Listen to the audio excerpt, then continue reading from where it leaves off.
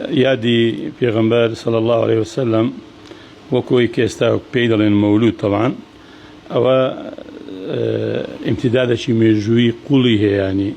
او رونيه يعني او جوازي لمولود دروس ياخذ دروزنيه لسردمي پیغمبري عليه الصلاه والسلام لسردمي صحابان ولسردمي تابعيه كان ولو توار مذهبي كايما زوربي خلشي كردستان وسلام الشافعي مذهبين بابلين لا أوانا هيتيان نبوة بمناسبة بوناويك استاد قتري ودكري جيل أقسان الرأنا قرن كباسي ودكري هذه في غمر صلى الله عليه وسلم دروس نبي يعني خلشي فيه مشغول ذكر بأقسانه أو بابا تزور لما يجيك لاي بيتوا يادي في غمر صلى الله عليه وسلم لتكرى هم مسلمان في روز بيتنو دل خوشي وفرحناي لقل أو يادا لبو همو كردستاني بيتن إن شاء الله قيران وناخوش ما نسر لا بدا